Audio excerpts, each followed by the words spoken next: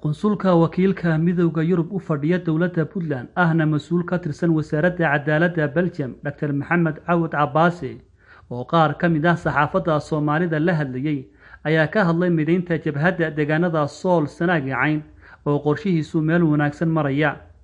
Waxaanu weydiinay qaabka loo mideynayo isagoo arrimahaasi ka hadlayana waxaa hadalladiisii ka mid ahaa bismillaahi raxmaani raxiim. aad baan idiin maqlayaa dhammaantiinna aad iyo aad baan idiin salaamayaa qolyaha saxaafadda.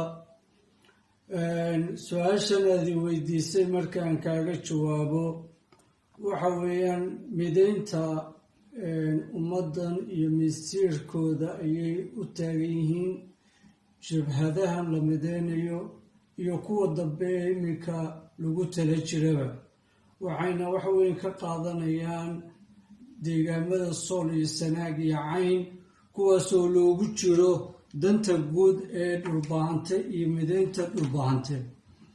sidaynu ula soconno wax badan baa kasoo wareegay burburkii 15 sano in ka badan qabsashadii deegaamada sida xaqdarrada ah loo qabsaday.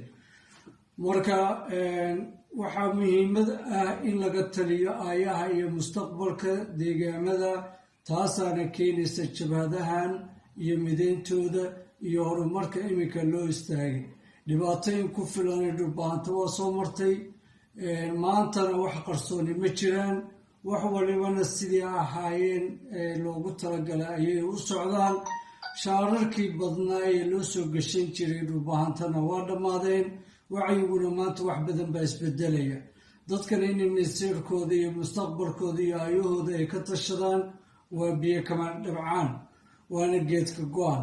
ciday u daba fadhiisanayaan oo dambena ma jirto. Qunsulka wakiilka Midowga Yurub ee Puntland wuxuu kaloo ka hadlay imtixaanaadka dowladda Puntland iyo federaalka isku hayaan, wuxuuna yidhi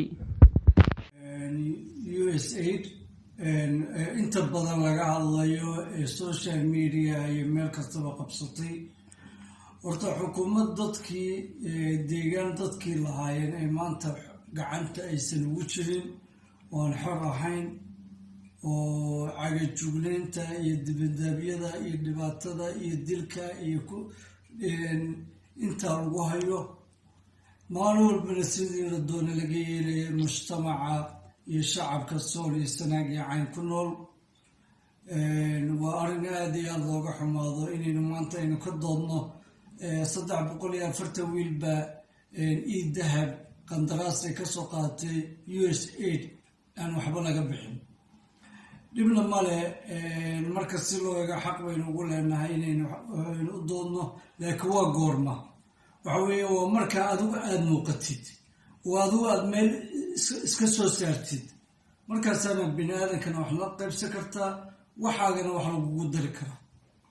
laakiin haddii aynu maanta inagu aynu ka talinayno dhulkeeni iyo deegaamadeenii la haysto, caruureen iyo shacabkeeni waxbarasho la-aan iyo mustaqbal la-aan ay ku yihiin deegaamada aynu degannahay, wallahi waa wax laga xumaado weeye. the shame of you really waa wax aada looga xumaado.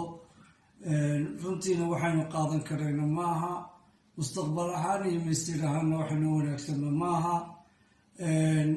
arrinkanna waxaa ku soo aroorinayaa dhulbaahanta meel kastaba uu joogaba inuu u kaco mudaharaad, kacdoon, xorriyaddiisa iyo xuquuqdiisa, wacyigelin, degmo, gobol, tuulo, inta deegaan dhulbaahanta ay ku noolyihiinba in loo istaago xuquuqdooda iyo xorriyaddooda. waxa weeyaan liberationka qofka bini aadanka xorriyaddiisa waxa uga qaalisanay ma jirto. asalaamu calaykum.